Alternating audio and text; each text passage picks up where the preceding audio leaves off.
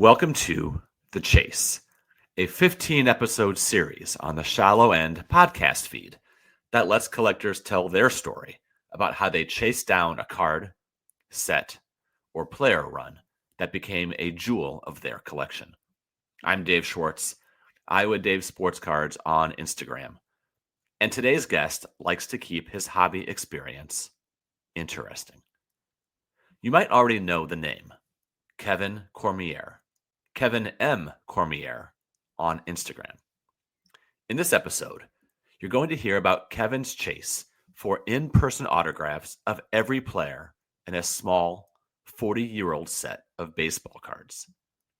It's a set not quite forgotten to history. There are certainly those who remember it. But when ticking off a list of well-known sets from the 1980s, the one you're about to hear about typically isn't the first one, or the second one, or the third one that comes to mind. Like I said, Kevin likes to keep his hobby experience interesting.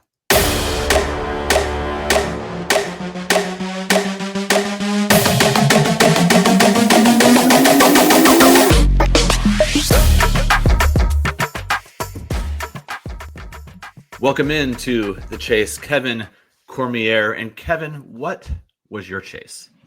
So my chase was the 1986 KB Toys Young Superstars of Baseball set, signed in person. Signed in person. I have so many questions. Like you, I have a history with the set. But before we get to the chase itself, for those who are not of a certain age or not from a certain region, what was KB Toys? So KB Toys was a mall toy store. And you know, when your parents would go to the mall and you just kind of sitting there for half an hour, and they sold cards, but they also had their own set of cards. It comes in this, it looks like a deck of playing cards. And they had a few different ones. Topps made this one. There were some Fleer box sets as well over the years. And yeah, they were just kind of, you know, cool. Like, you didn't rip packs because you knew what you got. It was a complete set. And each one, this has 33 cards in it. And it was something that, you know, you just bought one, traded them, and then bought a new one because you wanted that same player again. And yeah, so it just brought me back to that time when I was, 10 years old, just hanging out in KB Toys. So you said there are 33 cards in the set. They were active players at the time. They were. This is the young superstars. They were also just superstars. So they had different themes. So these were all the sort of hotter rookies, but this is 86. And so this is prior to the 86 Topps traded set. So your Bonds, Bo, Wally Joyner, they're not in here because they weren't up yet. So it's an interesting mix of players. So no Canseco either. No Canseco either. There was a lot from that era that you can get signed. You hinted at this a little bit already because you had some sort of connection to it. Before you started trying to complete the in-person signed autograph of this 33-card KB set, I'm going to back up because my head is swirling with questions. How did you first learn that there were cards of this set that were signed in person by these 33 players? So I'm what I call hobby 3.0. I was in it as a kid, and I was in it in the 2000s, and then I got back into it around 2019. And when I got back into it, the first thing I started doing was, let me go buy the cards from my youth that were signed because they were cheap. And just ones, I mean, and of people of a certain age, like the Greg Jeffries rated rookie and, things like that where, you can get them for a couple bucks or whatever. And so as I was going through my sort of mental checklist of who I wanted Tony Gwynn. Excuse me. And so I was trying to get rookie cards if I could, but a guy like Gwynn, that gets expensive. So I was like, what else is out there? And I found the 86 KB Tony Gwynn, and it had been Beckett authenticated. And I was like, oh, I remember this set. This is cool. So I got that one. So that's where it started. And then as I was, you get down your eBay rabbit holes, then I got Kirby Puckett, who's also passed away. So I figured I knocked off two of the tougher ones. So it was just like, I wonder if I can do this. And that started a 4-year journey, and it's now done. So 4 years. Did you have to get any of them signed yourself, or did you purchase all 33 or acquire all 33? I got one signed by in person. The local card show that I set up at every once in a while had Dwight Gooden. I didn't have Gooden yet, so I got the Gooden one signed in person right in front of me. But the other 32 I bought. So for those who haven't seen the cards, are they more of a matte finish? Are they glossy? How would you describe what this set is? They are, in fact, highlighted by saying super gloss photo cards. So they are glossy. So you do have to kind of rub down the surface to make the ink stick a little bit better. So you mentioned it took 4 years. When did you finish it? I finished it just before New Year's with Frank Viola. Frank Viola. Okay. So you started back in around late 2020, yeah. We'll say, right? And then how did you set up the searches to be looking for these KB autos? Yeah, it was just a save search. It just had KB signed. And then I just started to do certain players once I started to get down.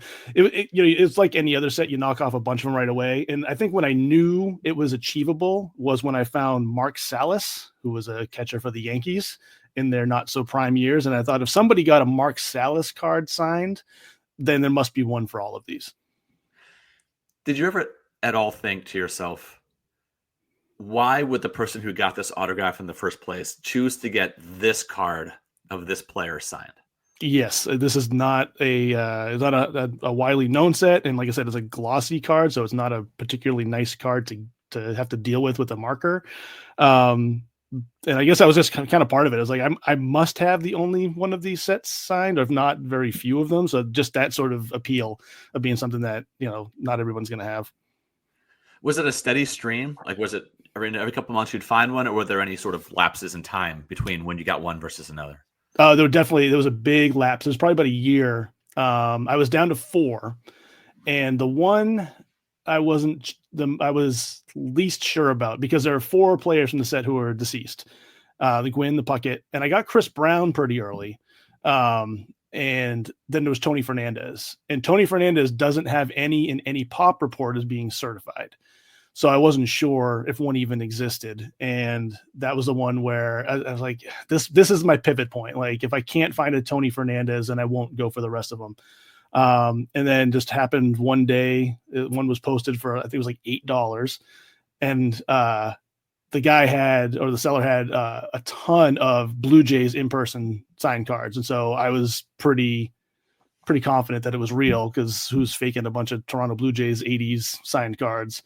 So once I got that, then it came down to it was Mattingly, Saberhagen, and then Viola. And then I finished Mattingly and Saberhagen pretty quickly, and Viola was a little bit tough. I understand Saberhagen's pretty good about signing things. He does a lot for charity work as well, so it doesn't surprise to hear that you found him. But so it sounds like Fernandez was pretty late then in the process. Yeah, he was. I was, like I said, I was picking off, the Julio Francos of the world and the Ozzie Guillens and all that. And yeah, it was that not knowing if one even existed, because none had been certified and the player had deceased. So, if one didn't exist, one wasn't going to exist. So once I found it, that's what I knew it was possible. Right. So going with the sequence that you said, you mentioned there was Mattingly, Saberhagen, and then eventually Viola. Fernandez right before them. You were pretty far through this process before you realized that you could succeed. Yeah. If you hadn't, you just would have been stuck with about 87% of a signed KB set. Do you think you would have kept going? Would you have held on to it? Would you have said enough is enough and tried to cut your losses? Only because not really most of them I got for under $12. So it wasn't like I had a ton invested into it. And some of the players, again, having Gwynn, having Puckett, just nice to have them in the collection. So yeah, they would have just sat in the binder. But that was, it was something I was like, there's got to be one out there. And one finally showed up. That was relieving. Was Frank Viola, was he a twin or a Met in that card? He's a twin. So the interesting thing about the Viola is I bought the card 3 times. I only got it once. So when I was down to the last 3, and I'd seen the Mattinglys around, which I knew I could get. The Saberhagen I hadn't seen. And then, following guys, like Wax Museum Kyle and Baseball Collector Mike or whatever. And like, I never send through the mail. Not since I was a kid. So I was like, let me try this. And, these players are, aware enough that people want their autographs. So let me look. So I went to Saberhagen's website, and I couldn't really find a lot of information about his signings and, how much, do you include money? And like you said, it was for charity. So I just sent him the card and a check for $50. And I was like, because the lowest priced autograph on his website was $50.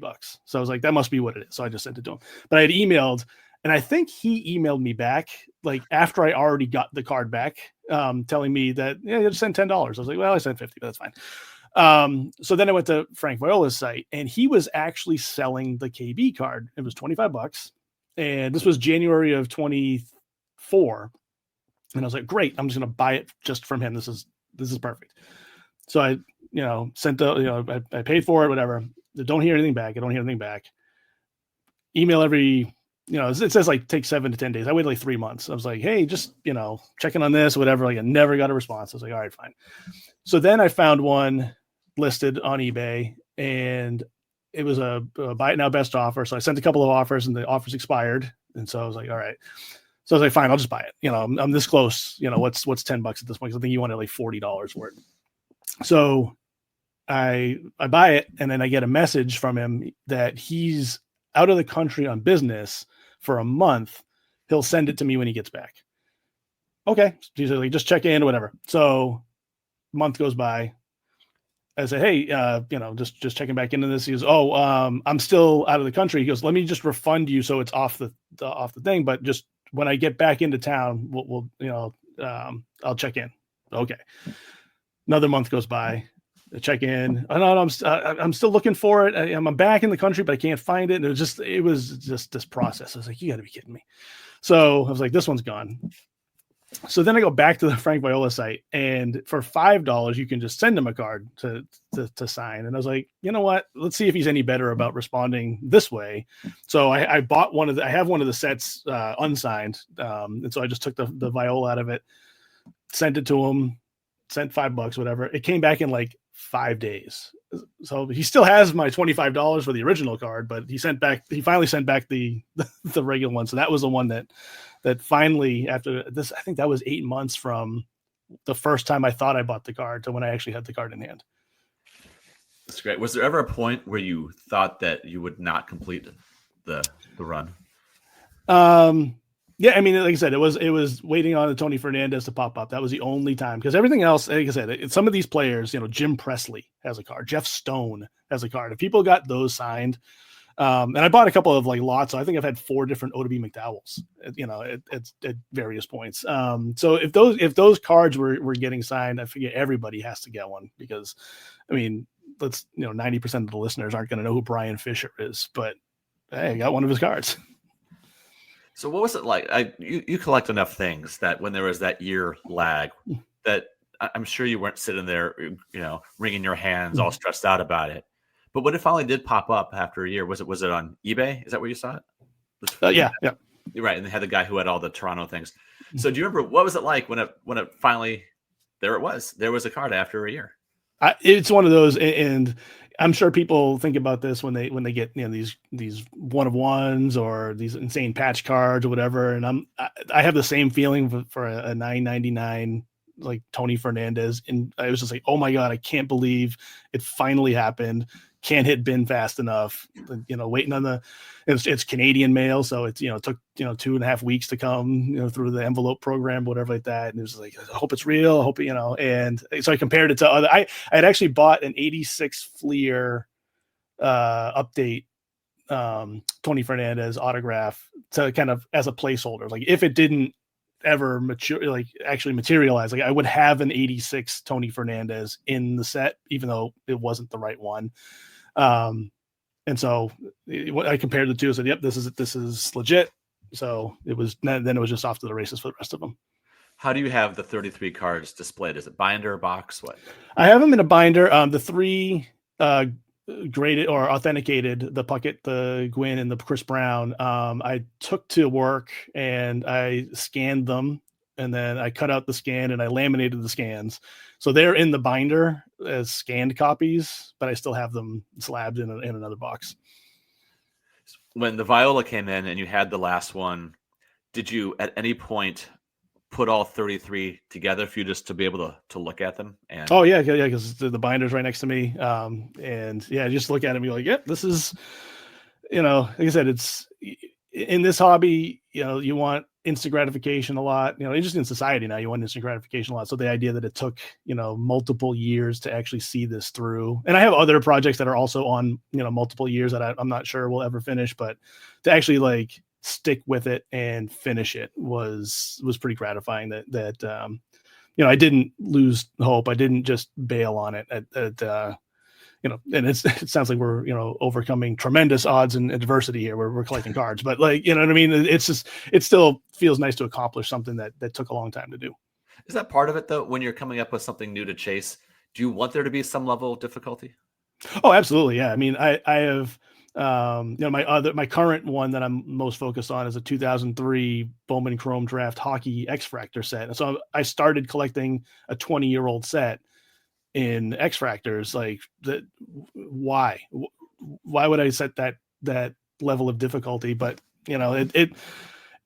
it's part of it. I mean, if you're of a certain age that has been in the hobby, like you don't want it to be easy. You want to have some level of, it's a hobby, and it's as difficult or as easy as you want to make it. But at the same time, it's like, let's try and do something that not many people are doing. And the reason they're not doing it is because it's hard. It takes some commitment. It takes some time, and it takes some research. And to me, that makes it more gratifying when you actually finish.